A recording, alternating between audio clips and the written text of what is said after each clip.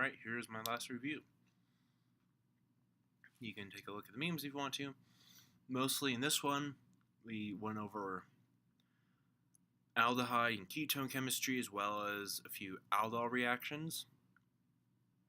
I think that's about it. I did touch on metals a little bit at the end, but that was mostly from my review earlier today. So let's get going.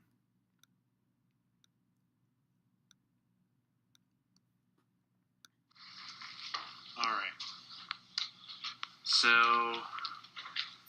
the last two reviews we went over a lot of metals and NMR, so we could go over that some more again, or we can move to aldol chemistry. What would you guys like to do?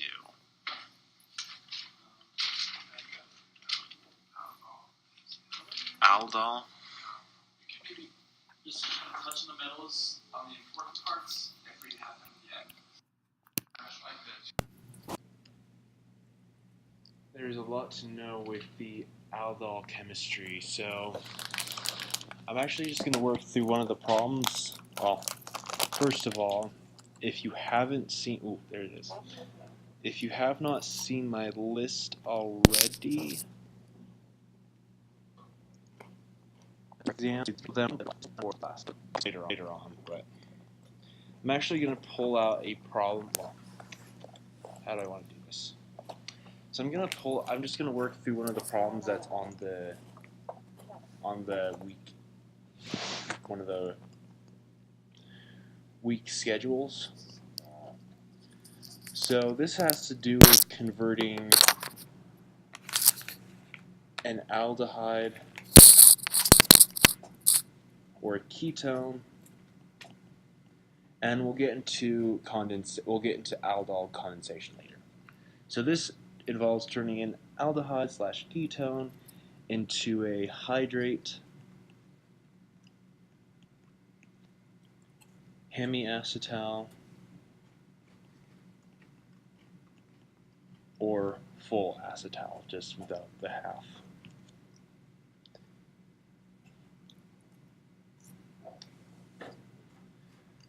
When we're doing these, let's make sure to distinguish between what the three types of groups are.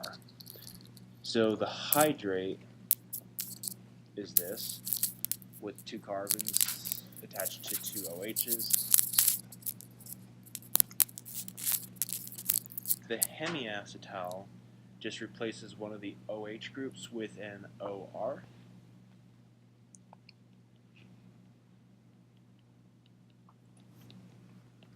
And the full-blown acetal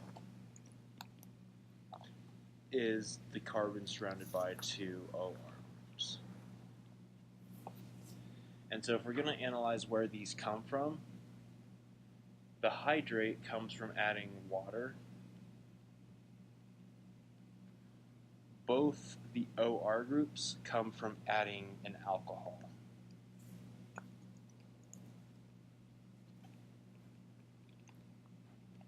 And in either state, or for each one of these separate species, the individual precursor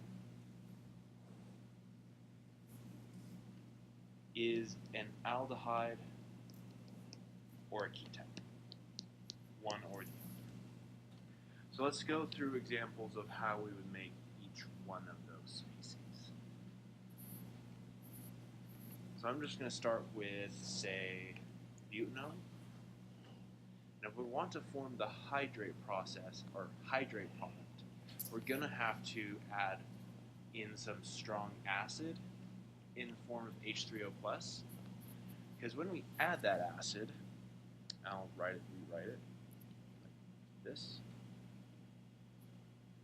We actually pick up the hydrogen, dub it onto the oxygen, to make this carbonyl group more electrophilic because we have a positive charge, and what do you know?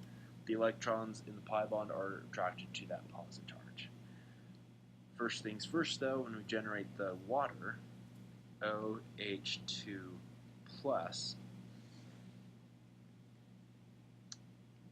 we can simply swing over and attack that carbonyl carbon right there. Then we can swing up the proton or electrons onto the oxygen. Oh, whoops. No, I don't know why I wrote that.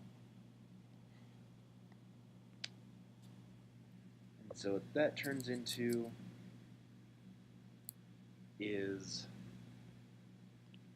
OH, OH2 plus, there it is. And then the carbon species as well right there. And so in order to get that deprotonated, we could just take another molecule of water, take off the hydrogen. I always forget to draw this whole thing, Take the hydrogen, pull the electrons down onto the oxygen, and voila. We get our hydrate product. Let me finish going over each of these reactions first before I talk about the stability of aldehydes versus ketones, because that is key to each of these reactions. So to make the hemiacetal, we can start with, let's start with the aldehyde.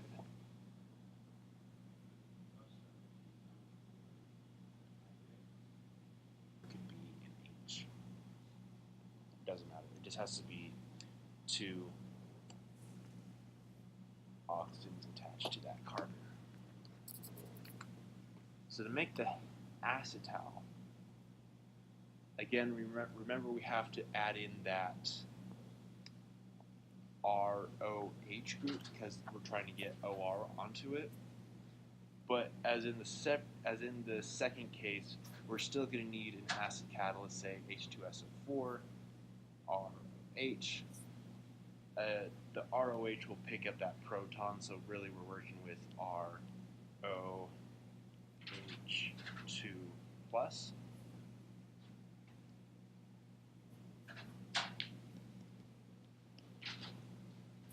And then the final one we haven't gotten to the final reaction yet. But now we can, as before, we can pick up the proton to make the ketone, or in this case it's an aldehyde, more susceptible to nucleophilic attack, so we have OH plus.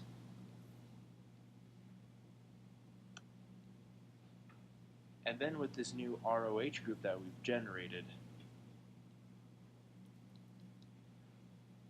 now we can attack the carbonyl again, pop up the electrons onto the oxygen, and we get OH.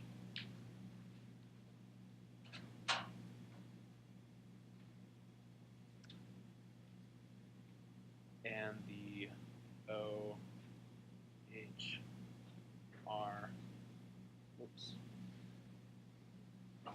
plus.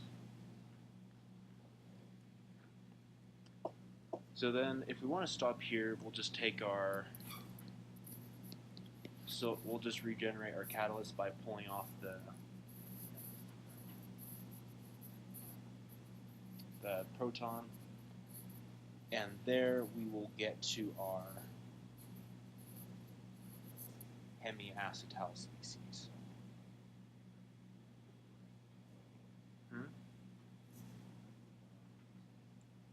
And then plus H2SO4.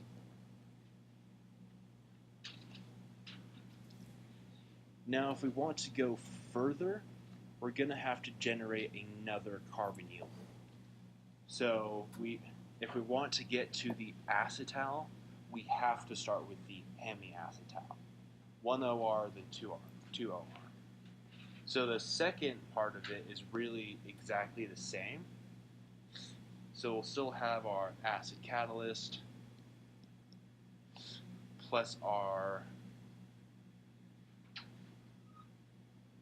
ROH.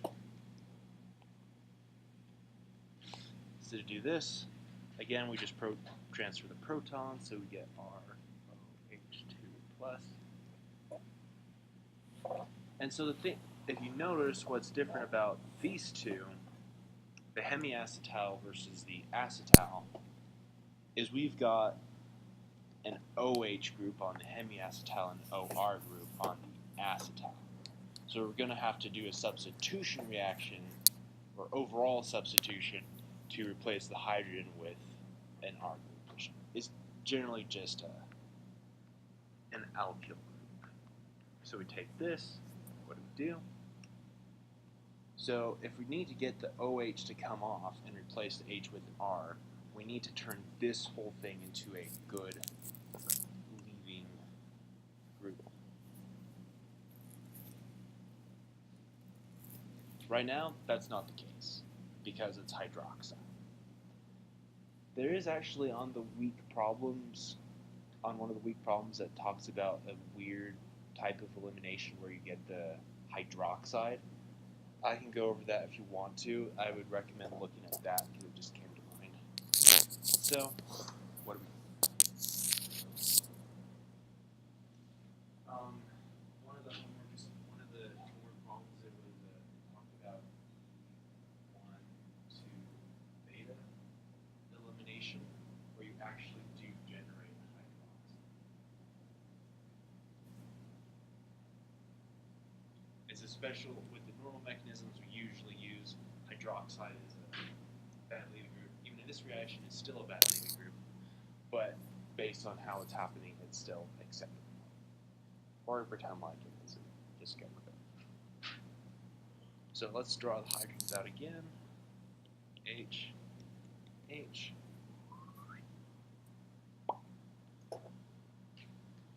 So now we make this guy, let's see, OR, OH2 plus. Now how are we going to make this water come off? This.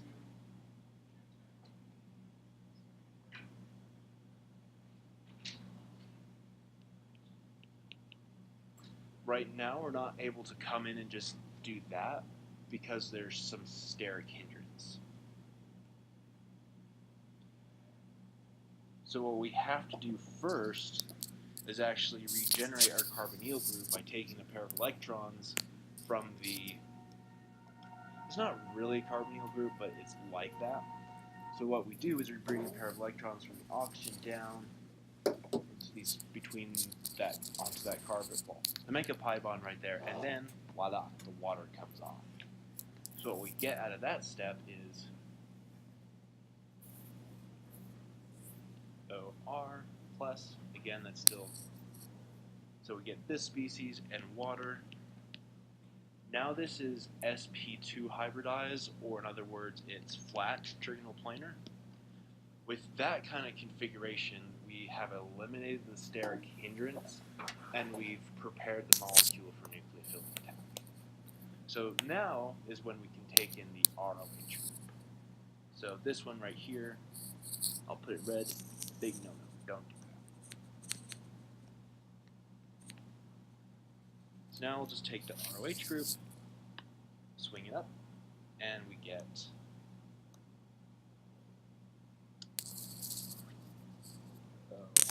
OR. Oh, look at that. We have our OR groups attached to it. And for completion, we just take the base, we take the the conjugate base that we generated earlier, pick up the proton, drop it onto the oxygen, and voila, we are good to go.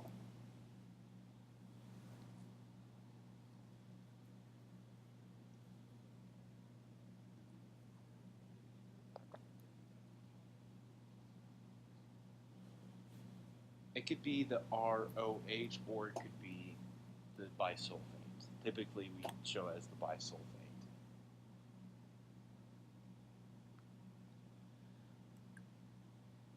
So now, in light of that, going back to our original products, we can easily interconvert between hemiacetal and acetal. We just have to go in the reverse direction. But we cannot go from hydrate to hemiacetal or from hydrate to acetal, simply because we need an OR group. And as I said earlier, I want to discuss the stability of aldehydes versus ketones to explain their relative reactivity.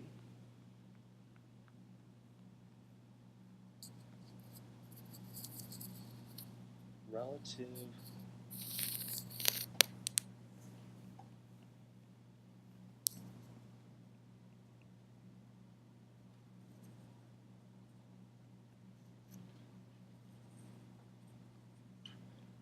So if we compare the aldehyde to the ketone,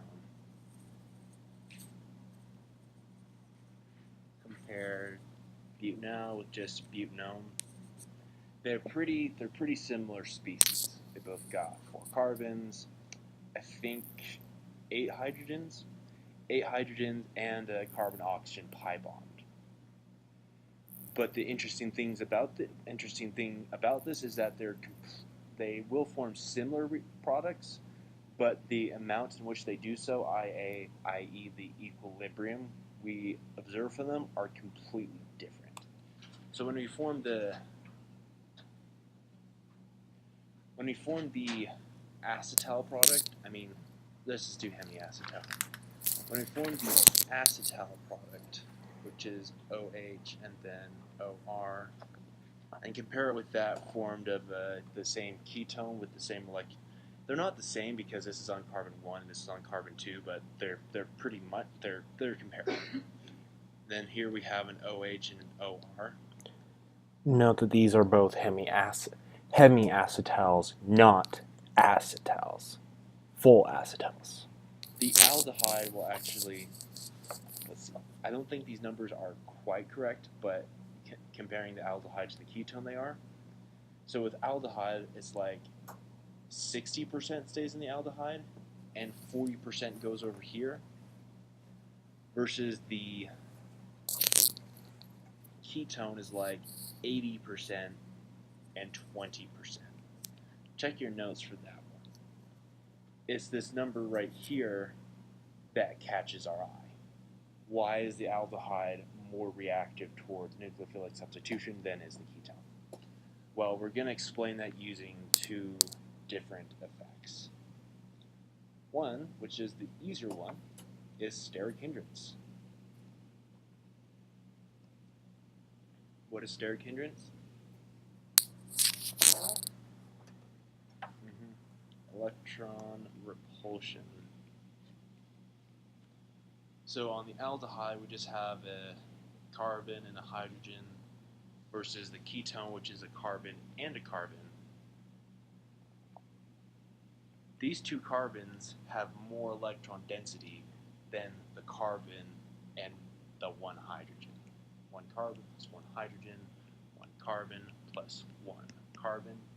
It's this extra carbon that's getting in the way of having some nucleophile wanting to come there and suck it.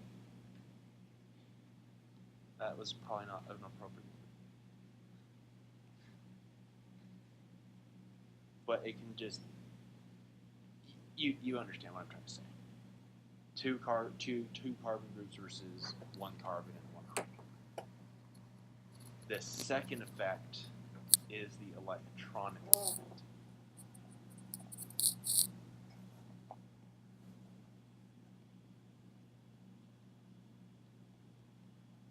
Which refers to the placement of electrons to stabilize charge. So it's kind of the same thing, but not quite. So this is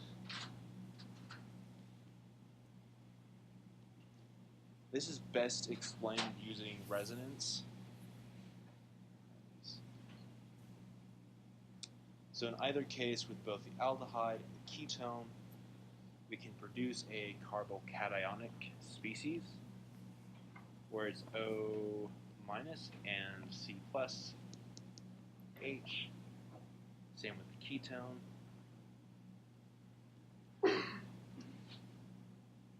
That has 1 carbon too many, so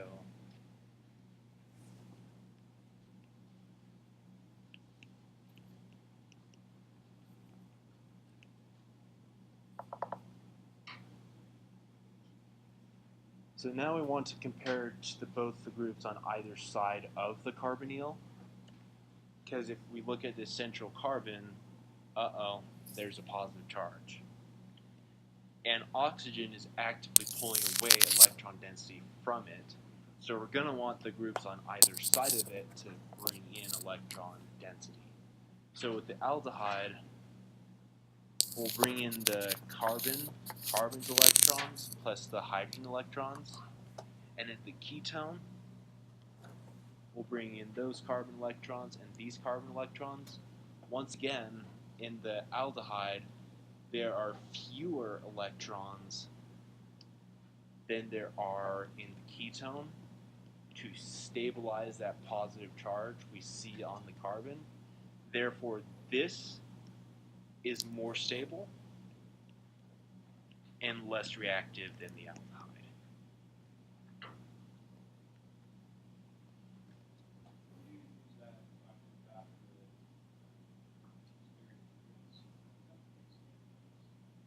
What, this? Well, because carbon is a much larger molecule than its hydrogen. It's got more electron.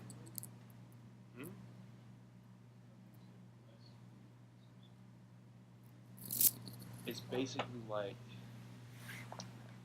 if you want somebody to hug you but your clothes are on fire, that's the way to think of that extra carbon. Like, you really don't want to touch someone who's that hot. And literally speaking, not romantically speaking.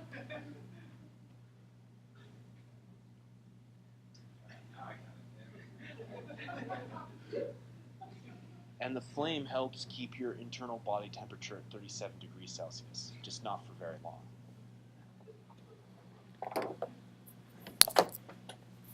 If you want to go get some formaldehyde, if you ingest this, I think formaldehyde is just a straight up carcinogen, but basically everything nowadays is a carcinogen. But they actually do use formaldehyde in NASA's space shuttles to detoxify it, to kill microbes and bacteria. So go on some hot dates, but not with fire on your clothes. And I probably should get rid of this. Okay. So now we understand why aldehydes are more reactive than ketones. So you can still get the product you want with ketones. It's just going to take a little bit more time and a little bit more energy. So the next thing we probably should talk about is aldol condensation.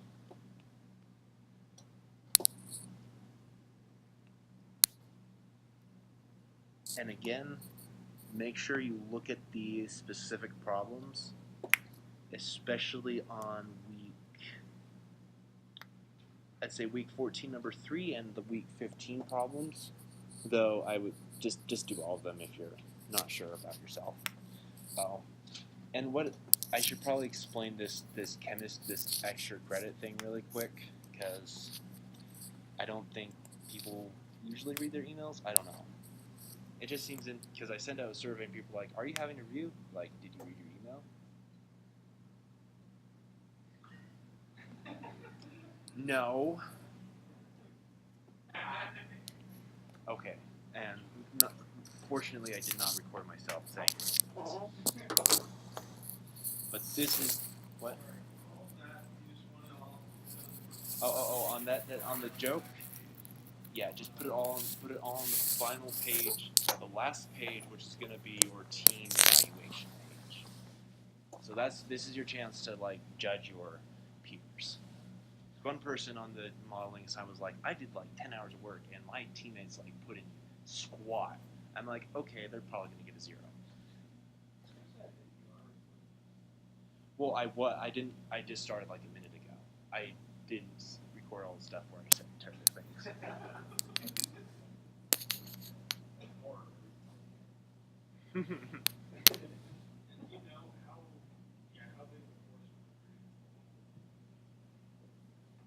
Is the what?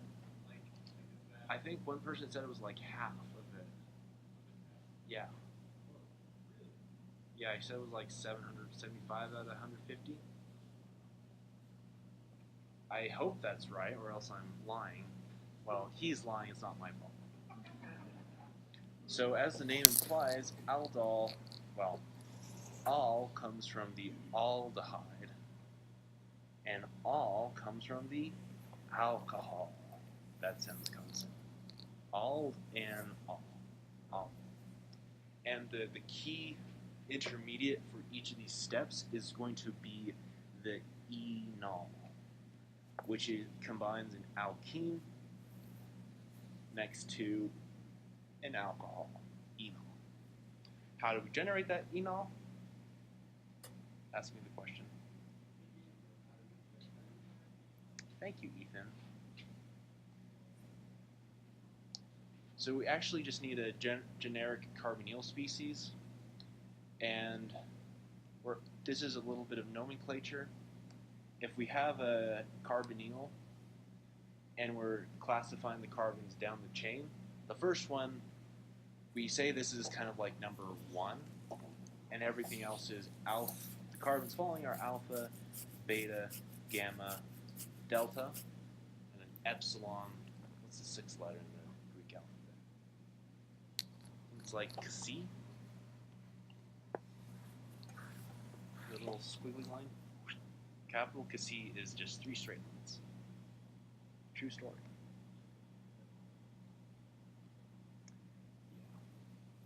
So what makes this is actually extra acidic. We can see that because if we take off that proton and generate a carbanion, it's like, woohoo, we can drop down into there, and the pi bond can come up into the oxygen, and we can go back and forth between the 2 species. So that is the extra acidity associated with the enolate intermediate. So what does that mean for the reaction? So let's take the alcohol. Let's take acetone plus some other group. Actually, I don't think this is where we combine an alcohol, but we will create an alcohol group out of it. So we take 2 groups out of it. We're going to need some sort of base in here. OH minus is a good one. This is really not going to happen under acidic conditions. It can, but typically won't. If we were to do it with formaldehyde, that typically we don't do it with formaldehyde because, one, that's just a bad idea. But we produce this species instead, and that we cannot use any pi resonance. So even though formaldehyde is really reactive, it's not going to get the product we want to as far as aldol condensation goes. Yes.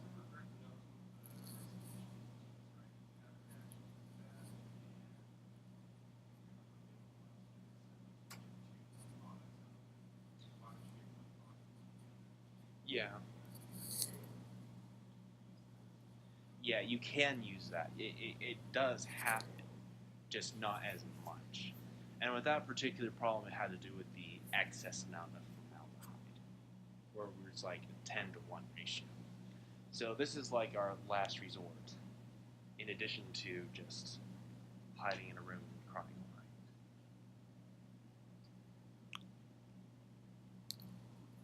So first thing, we're just going to pop that off, put the pair of electrons onto that carbon. Or really, we should draw it here as it going to form a double bond right there. There's where we're forming the enol. Well, not quite, but really close. We've got the acetone and this right here is the enol late. Late because it has a negative charge.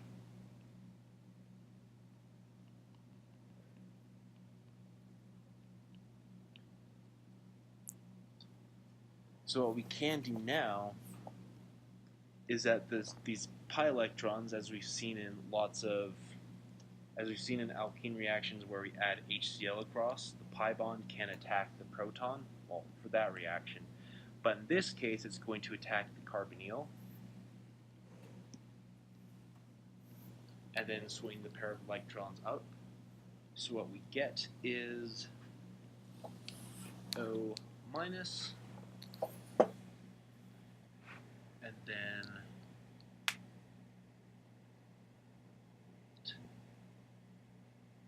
yeah, that's what we get. Then we have the tetrahedral species.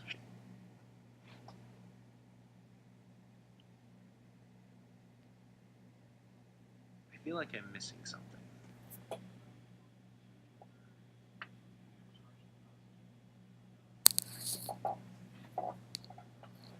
Eventually, yes.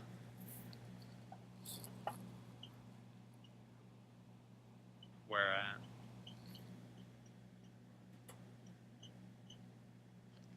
One, two, three, four. 1, 2. Yeah, I'm missing a carbon somewhere. Why did I draw 2 oxygens right there?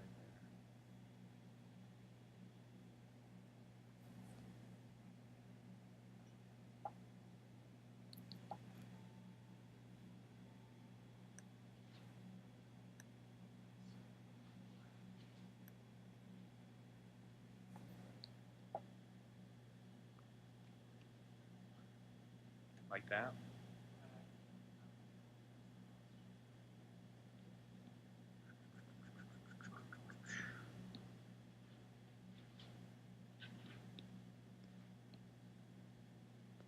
I think this is it.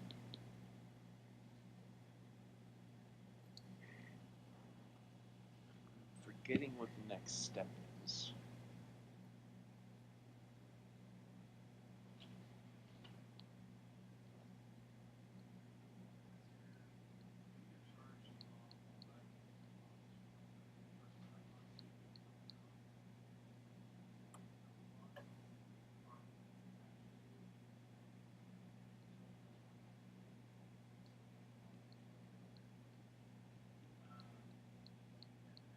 Like this? Oh, you're right.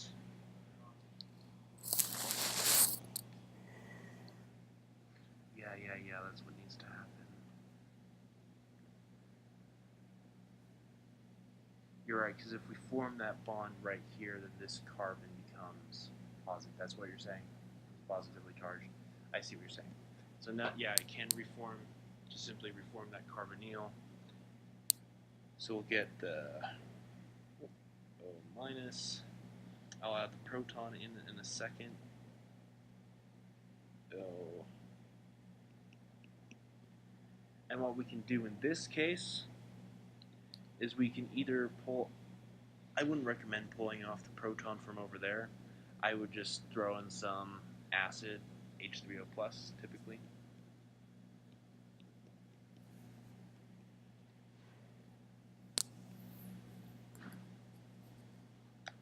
And there we get our alcohol. I need another carbon there. There's our aldehyde product. So it produces the alcohol combined with the aldehyde.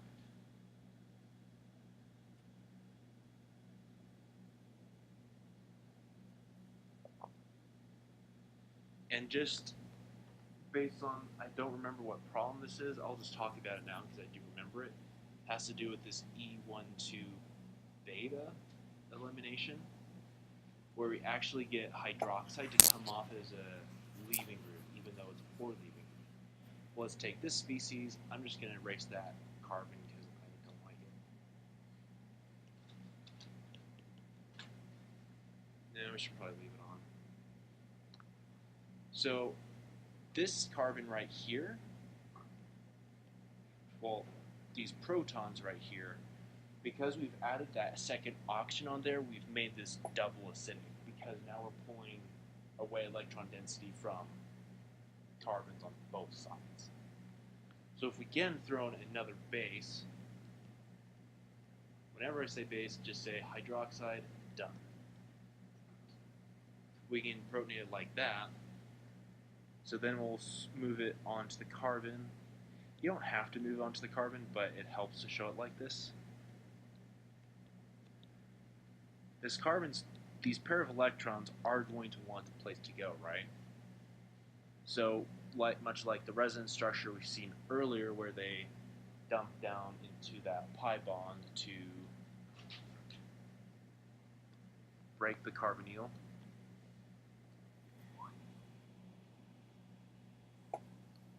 The oxygen will come back, well, the pi electrons on the carbonyl will come back up.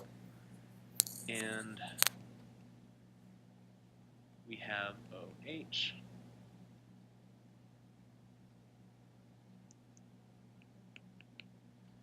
But oxygen is going to want to reform that pi bond between it and the carbon.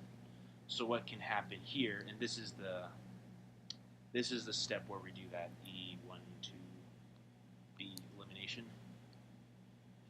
So now what we'll do is we'll reform the carbonyl. Of course, carbon cannot have an expanded octet. So this pair of electrons will jump over to the other set of carbons, and whoop, up comes the hydroxide. And the product we get is, oh, actually that was a nice one, because look, it's a triple substitute alkene. Nah, that's not a good representation.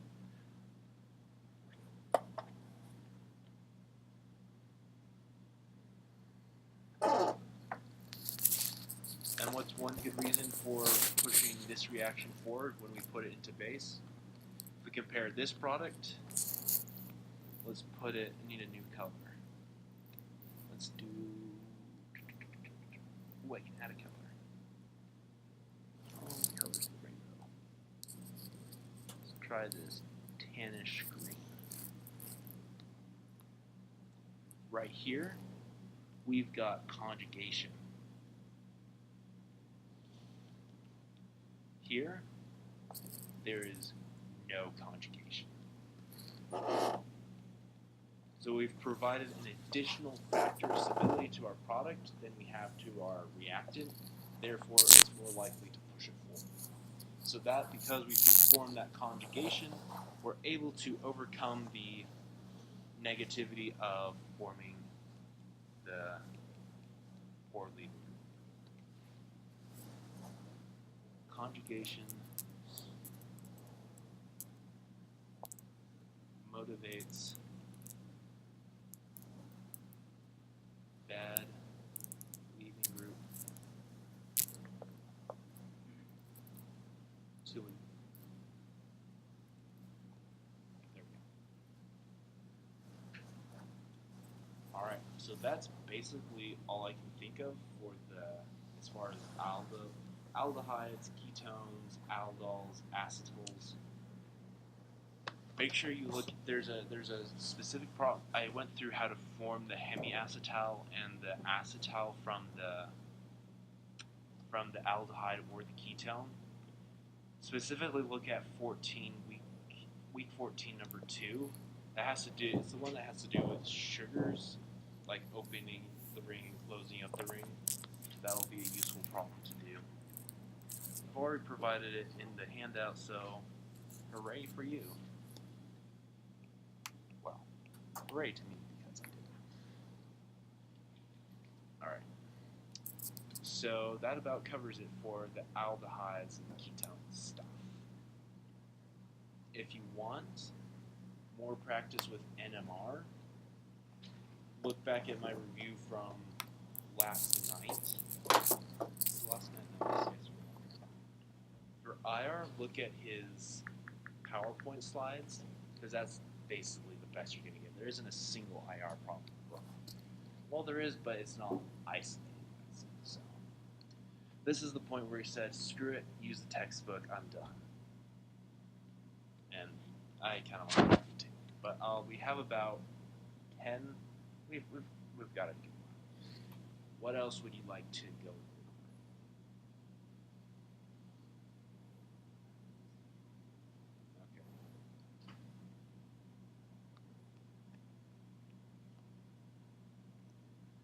So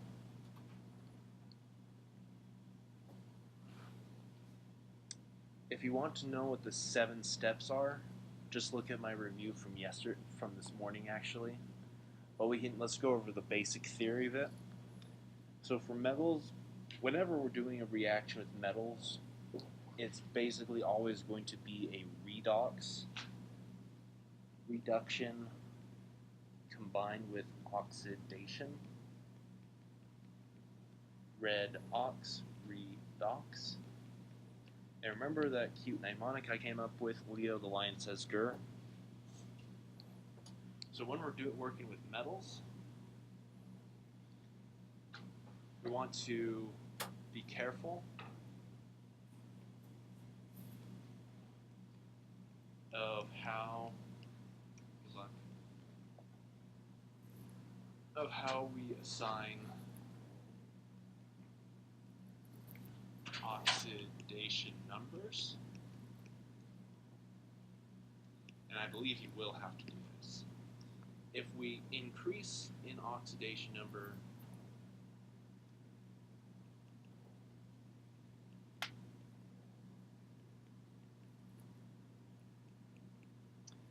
we oxidize it,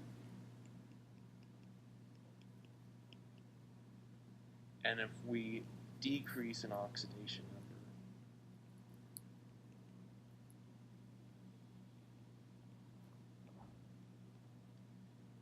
it is reduced.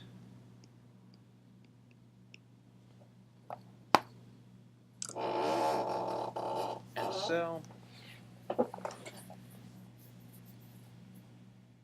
what would be a good thing to do? I'll just make an example right now. A good catalyst, actually a really good one, is iron and hemoglobin. Without iron and hemoglobin, we'd be dead. So learn about that, or whoops, was that recording? Oh. So say I'm just making up this molecule. So this is CH3. Say this is CO. I'm not really. CO, F, F. I'm not really planning on killing anyone. Not yet, anyway. And the number 7. I should say not ever. What's a group that we see? Let's do a C group like that. And we'll pretend this has a charge of +2. Note that this is a fictional molecule. So I assign the oxidation number. We want to take off each of these groups with the bond it forms with the iron in the middle and see what charge each forms.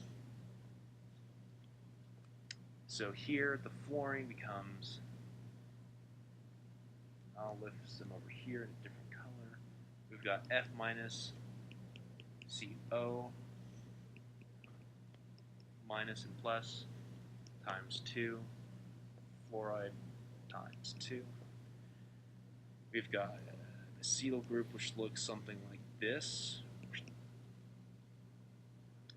And we've got the methide group. So if it has a negative charge on it, which all these do, negative ligand implies it's taking away electrons. Neutral does nothing. Yeah, carbon monoxide is neutral overall. And positive we say as donating electrons. We should put a positive group over there. Straight. What would be a good positive group? Man, I can't do it. But you understand the concept, right? So we've got 3 groups. Out of interest, why does that act of feminine? I forgot about the methide. So we've got 2 fluorides plus 2 now plus 1 acetyl group and and the methite group with each of their negative charges. So we're taking away a total of 4 electrons. So if we lost 4 electrons minus a charge of -4, that means this has to be a +4 oxidation state with metal. But we do have to take into charge the overall charge. No, take into account the overall charge of the molecule. So that's a +2. So if it's +2, it means we lost an additional 2 electrons. So it's really going to be 4 electrons. So it's going to be 4 minus -2. So in this case, iron will need a charge of +6. And that's how we assign the various oxidation numbers. Metals in their neutral state will have a 0 oxidation number. An oxidation number.